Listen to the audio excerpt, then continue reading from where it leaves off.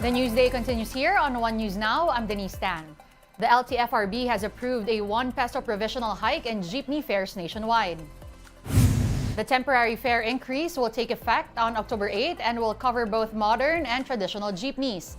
By Monday, minimum fare for traditional jeepneys will be 13 pesos from the current 12 pesos.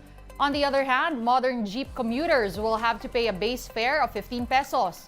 The LTFRB has yet to decide on the petitions of Pasang Masda, Acto, and Alto DAP.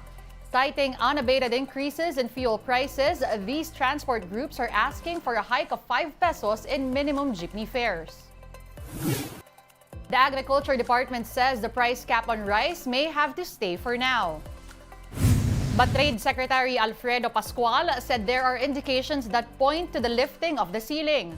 Pascual noted that the country already has sufficient supply of the staple following the start of the harvest season. The DTI chief added costs of commercial and premium grains not covered by the ceiling are starting to drop. President Bongbong Marcos imposed a price cap on rice almost a month ago amid its soaring prices. Nag-aaral namin, nakikita naman natin na sufficient ang supply, kasi nag-harvest na nga. Yung special and premium rice, may observation din kami na nakuha namin from Department of Agriculture na bumababa rin. And then plus yung world price ng rice, there are all indications na the elements for that we need to see, yung indicators are there that will point to possible lifting of the ceiling. Moving on to another story, a grade 5 student in Antipolo City has died after slipping into a coma for 11 days. The victim allegedly fell ill after being slapped by his teacher. The 14-year-old student was identified as Francis J. Gumikib, who was rushed to the hospital on September 26 after complaining of pain in his ear and head. According to Gumikib's mother, her son said that he was hit by his Filipino teacher.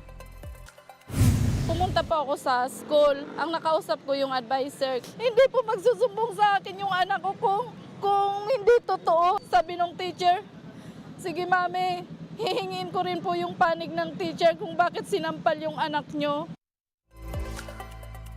For its part, the Department of Education said the district supervisor is now investigating the incident.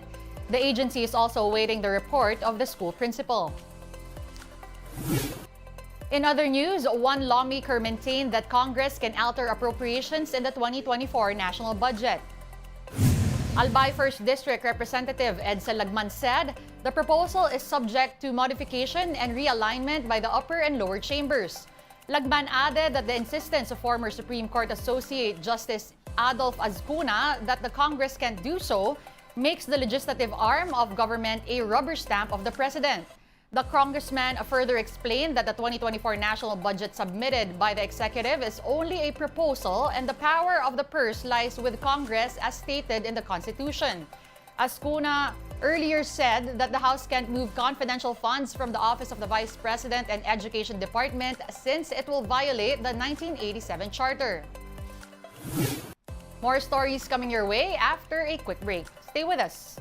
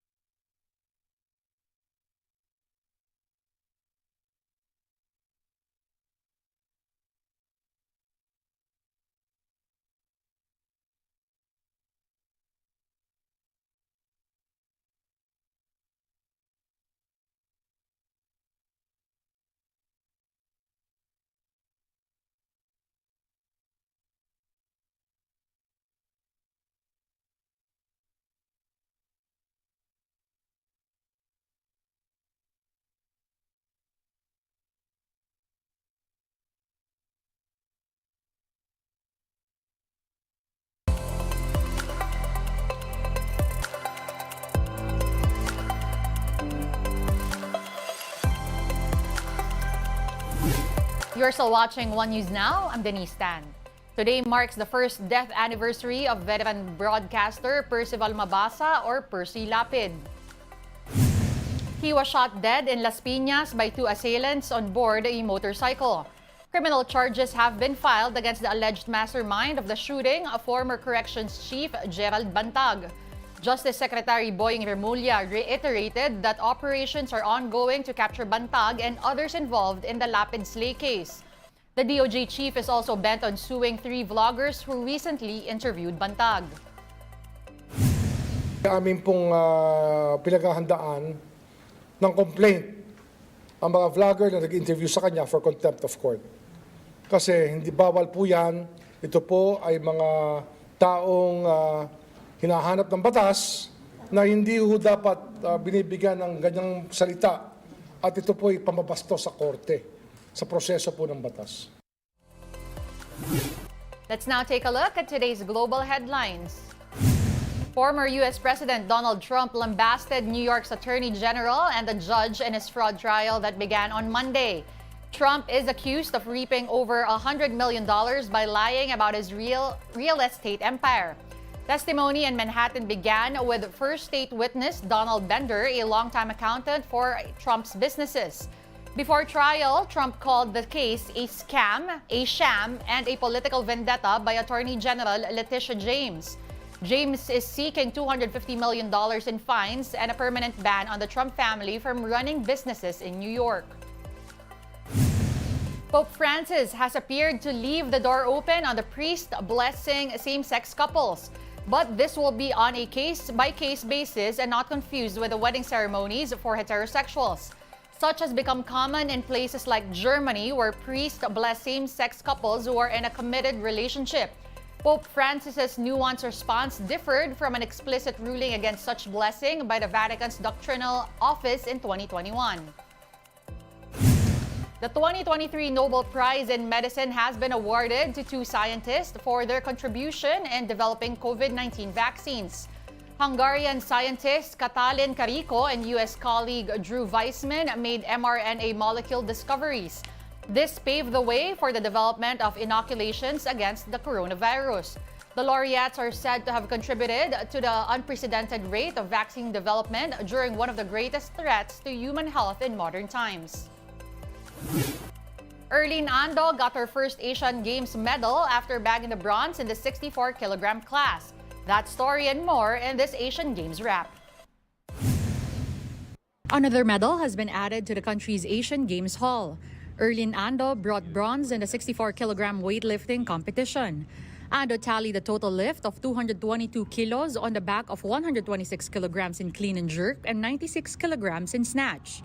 This was payback for Ando after not reaching the podium in the last edition of the Games in Indonesia. Rim Un-sim of North Korea and Pei Xin-yi of China bagged gold and silver. Ko in-expect na makukuha ko yung medal kasi galing kami sa World Championship at saka hindi pa siya talaga masyado makarecover. Tapos parang nagtiwala na lang ako sa sarili ko na kaya-kaya.